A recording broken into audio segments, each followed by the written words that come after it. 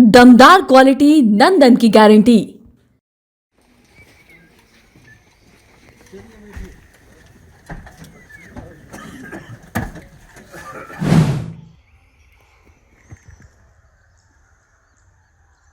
इलाज के लिए हॉस्पिटल लाया गया। हॉस्पिटल लाने के बाद उसकी मृत्यु हो गई। दोनों अपराधकर्मी जिस पे वापस पुलिस ने फायरिंग किया था। बिहार में अब अपराधियों को पुलिस का डर नहीं सता रहा, बल्कि पुलिस को अब अपराधियों का डर सता रहा है। और ऐसा ही मामला कुछ बिहार के मोतिहारी जिले से सामने आया है, जहां पर अपराधियों ने पुलिस को फोन करके ये साफ साफ कहा कि गुंडई क्या होती है वो हम आपको दिखाएंगे। जब न्यूज में ये चलेगा कि 15 पुलिसकर्मी जो है उनकी मौत हो गई और अपराधी फरार हो गए। अब देखिए, जहां एक और बिहार में कानून व्यवस्था को लेकर सरकार दावे करती है, लेकिन वही अब देखा जा रहा है कि अपराधियों का मनोबल बढ़ चुका है और पुलिस ही उनसे डर रही है। इसके बाद जब अपराधियों ने पुलिस से ये बातें कही, इसके बाद पुलिस छानबीन में जुटती है और क्या कुछ तलाश की जाती है, क्या कुछ होता है, जिसके बाद मुठभेड़ में आपको बता दें कि पुलिसकर्मी की भी मौत हो जाती है, जहां अपराधियों को पकड़ा जाता है। लेकिन अब पुलिस प्रशासन पर कई सवाल खड़े होते हैं कि आखिर अब क्या अपराधियों से पुलिस डर रही है। क्या कुछ मामला है वो आपको विस्तार से बताते हैं। नमस्कार, मैं कोमल और आप देख रहे हैं दर्श न्यूज।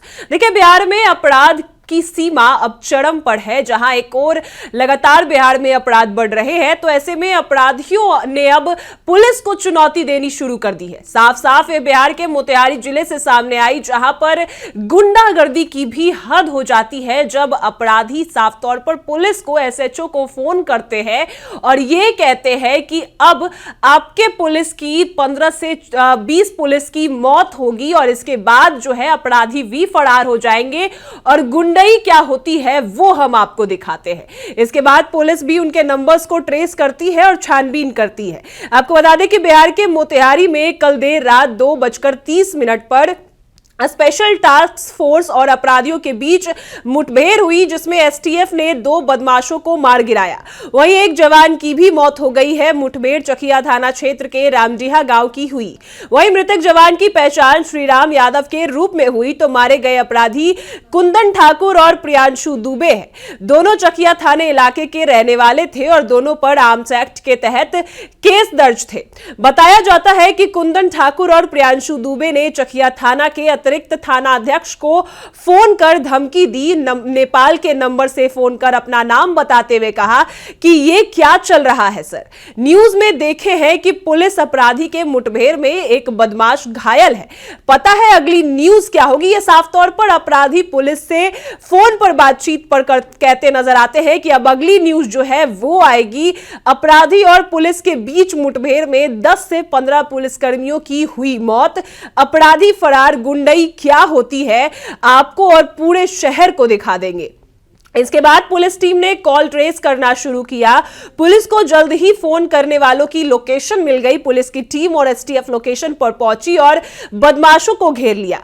खुद को घेरते देख कुंदन ठाकुर और प्रियांशु दुबे फोर्स पर फायरिंग करने लगे और पुलिस ने भी जवाबी कार्रवाई करते हुए गोलियां चलाई। दोनों ओर से कुछ देर तक गोलीबारी होती रही, जिसके बाद कुंदन और प्रियांशु की मौत हो गई।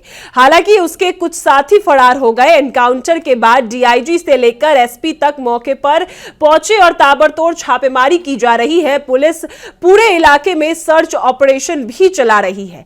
लेकिन इस बीच इस मुठभेड़ में एक जवान की भी मौत हो जाती है। वहीं 2 अपराधी प्रियांशु दुबे और एक और अपराधी की भी इस एनकाउंटर में मौत हो जाती है, जिसके बाद पुलिस प्रशासन का क्या कुछ कहना है वो आप पहले सुनिए।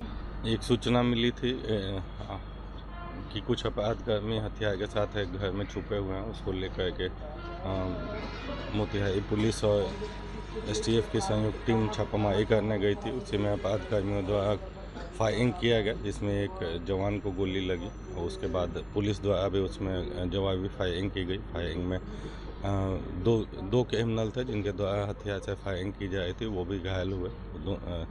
जो जवान घायल था उसको इलाज के लिए हॉस्पिटल लाया गया। हॉस्पिटल लाने के बाद उसकी मृत्यु हो गई। दोनों अपराधकर्मी जिस पे वापस पुलिस ने फायरिंग किया था उनकी भी मृत्यु हो गई है। दोनों अपराधी जो इनकाउंटर में जिनका डेथ हुआ है उन दोनों का आपराधिक इतिहास रहा है पहले से, और पुलिस द्वारा उनके धर पकड़ का प्रयास भी किया जा रहा था। दुखद घटना है कि हमारे जवान की मृत्यु हुई है।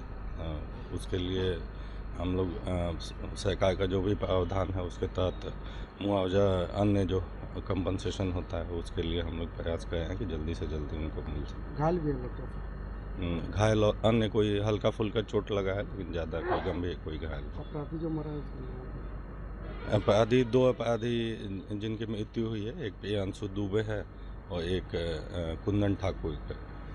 उन लोगों ने पहले धमकी दिया था, कौन से पुलिस वाले? एक दिन पहले धमकी देने की भी बात आई थी, कुंदन ठाकुर द्वारा पुलिस को धमकी देने की बात आई थी। घटना किस जगह पे हुई? घटना चकिया थाना क्षेत्र में, गांव का नाम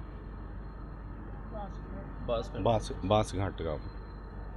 तो सुना आपने, जहां एक और पुलिस प्रशासन ने साफ तौर पर कहा कि जो अपराधी है वो पुलिस को फोन करते हैं, जिसके बाद सर्च ऑपरेशन चलाया जाता है, उनका लोकेशन ट्रेस किया जाता है और लोकेशन तुरंत पता कर लिया जाता है। नेपाल के नंबर से अपराधी फोन करते हैं और साफ तौर पर पुलिस को ये धमकी देते हैं कि अब जो अगली खबर चलेगी न्यूज में वो ये चलेगी कि पुलिसकर्मी जो है 10 से 15 उनकी मौत हो गई और अपराधी फरार हो गए। गुंडई क्या होती है वो पुलिस के साथ साथ पूरे बिहार के जनता को भी दिखाएंगे। अपराधियों ने यह साफ चुनौती और धमकी पुलिस वालों को दी, जिसके बाद इस नंबर का लोकेशन ट्रेस किया गया और दोनों अपराधियों को पकड़ा गया और अपराधियों ने पहले गोलियां चलानी शुरू कर दी। पुलिस ने भी जवाबी फायरिंग की, जिसके बाद मुठभेड़ में एक पुलिस जवान के साथ साथ 2 अपराधी घायल हो गए और अपराधियों के कई साथी जो है वो फरार हो चुके हैं और पुलिस प्रशासन जो है अभी छापेमारी कर रही है, सर्च ऑपरेशन कर रही है और आगे जो है छानबीन भी कर रही है।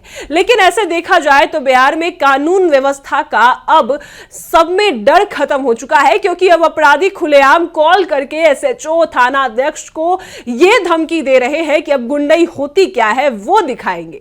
तो ऐसे में सरकार के लिए भी चुनौती है। जो दावे सरकार करती है कि कानून व्यवस्था उनकी सही है, लेकिन अपराधियों के मनोबल को देखिए कि वो अब सिर्फ दिन दहाड़े या फिर किसी और की हत्या या फिर उन पर गोलीबारी नहीं कर रहे, वो पुलिस को ही धमकी दे रहे हैं, पुलिस के जवान को ही मारने की धमकी दे रहे हैं और साथ में यह भी कहते हैं कि गुंडागर्दी क्या होती है वो दिखाएंगे और पूरे बिहार को जो है वो बताएंगे कि किस तरीके से गुंडागर्दी की जाती है।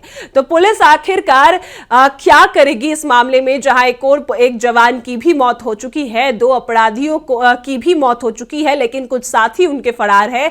इसको लेकर छापेमारी की जा रही है और क्या कुछ जो तथ्य है वो इकट्ठा किए जाते हैं, इसके बाद क्या एक्शन लिया जाता है वो देखने वाली बात होगी। लेकिन आपकी क्या राय है वो हमें कमेंट में जरूर बताएं और देखते रहे दर्श न्यूज।